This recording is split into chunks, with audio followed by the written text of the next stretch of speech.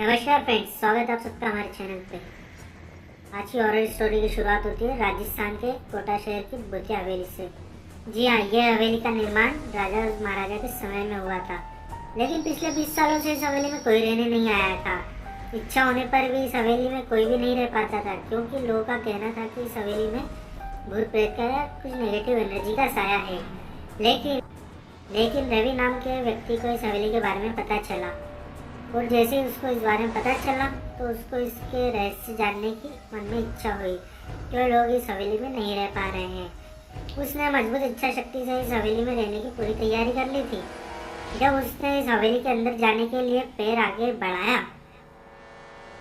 तभी किसी एक अनजान आदमी ने उसे रोका और कहा, आप कौन हो और किधर जा रहे हो? लेकिन रवि ने जवाब देने के बजाय उससे क्रॉस क्वेश्चन कर लिया, जी जनाब, आप कौन? तो उस व्यक्ति ने बताया कि मेरा नाम संजू है और मैं यहीं पास में रहता हूँ। तब रवि ने कहा, ओह अच्छा। उसने बताया कि मैंने सुना है कि यहाँ एक भूतिया हवेली है और यहाँ कोई नहीं आ पाता है, इसलिए मैं इस हवेली में एक दिन रुकने का फैसला किया है। तभी संजू कहता है कि जी हाँ, आपने सुना तो सही है, लेकिन आप अंदर मत जाइए, मेरी माने तो आप वापस लौट जाइए, यहाँ बहुत खतरा है, आपकी जान भी जा सकती है। यह सुनकर रवि और खुश हो गया, जैसे कि उससे कोई सा इनाम खुल गया हो, लॉटरी लग गई हो। लेकिन संजू ने कहा कि आप इतना खुश क्यों हो रहे हो? तभी रवि बोलता है कि आपको भूत का नाम सुनकर डर लगता है, लेकिन मुझे इसके बारे में काफ़ी दिलचस्पी रहती है। अगर इस हवेली में भूत है तो मैं अंदर ज़रूर जाऊंगा और सारी सच्चाई भी पता लगाऊंगा। इतना कहकर रवि उस हवेली में चले गया, और अंदर जाकर रवि ने अपने बैग को साइड में रखा और हवेली के एक एक रूम को और कोने को चेक कर रहा था।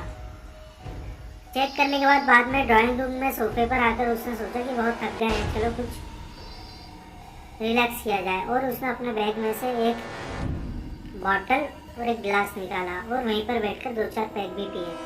तभी अचानक वहाँ उस रूम में लाइट का एक बल्ब चालू होने लगता है, लेकिन उस पर रवि ध्यान नहीं देता। धीरे धीरे 1-2 और बल्ब चालू होने लगते, तभी रवि ध्यान नहीं देता।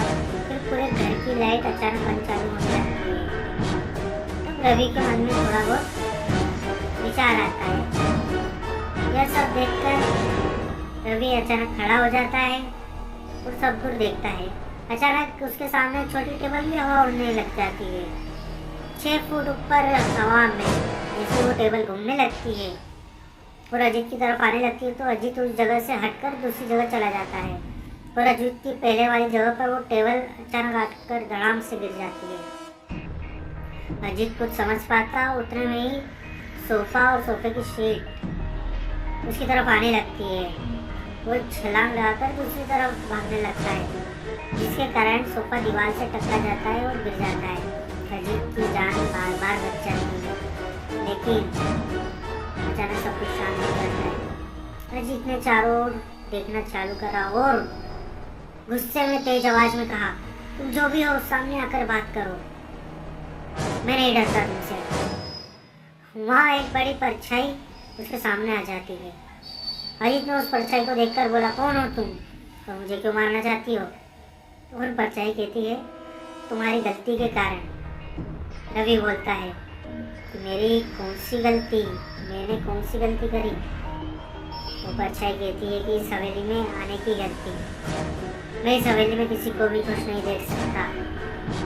रवि कहता है, ऐसा क्यों? तो वो आत्मा उस परछाई बताती है कि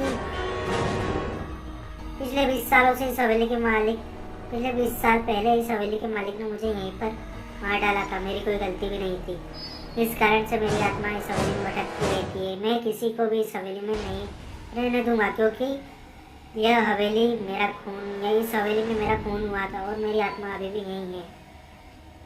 इस हवेली में जो भी आएगा मैं उसे भी नहीं छोड़ूंगा।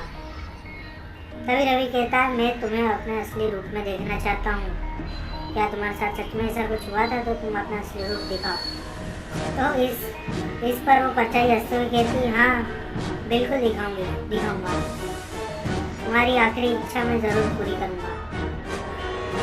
और उस परछाई ने एक भयानक रूप ले लिया। उसका चेहरा इतना खतरनाक था कि रवि भी एक पल के लिए डर गया। लेकिन दूसरे ही क्षण उसने अपने पर काबू पा लिया। बाद में रवि ने अपनी जेब में से सफ़ेद पाउडर निकाला और उस भूत पर जिसने रूप धारण करा था उस पर फेंक दिया। उस पाउडर के फेंकते ही वह पूरी तरीके से जलने लगी आत्मा। बड़ी बड़ी ज्वालाएं उठने लगी उस पर से। वो बहुत जोर जोर से चिल्लाने लगा, बचाओ बचाओ बचाओ। बाद में वह पूरी तरीके से जल गया। फिर जैसे ही वो पूरा जलकर राख हो गया, फिर रवि ने सांसें ली और वो वहीं पर सो गया। दूसरे दिन जब सुबह हुई तो रवि को सही सलामत देखकर संजू, उसका जो पड़ोसी था, वो आश्चर्यचकित हुआ कि तुम कैसे जिंदा हो। जब रवि ने संजू को कल रात की घटना पूरी तरीके से बताई तो वह बोला कि भूतिया हवेली नहीं रही है। तो दोस्तों, आपको क्या लगता है, रवि एक नॉर्मल इंसान था या फिर एक तांत्रिक जो अपनी इच्छाओं की पूर्ति के लिए आत्माओं से मिलता और उन्हें अपने पास बंदी बना लेता? यह तो एक सिर्फ गुत्थी ही रह गई है। आने वाली स्टोरी जानने के लिए आप हमारे साथ बने रहें।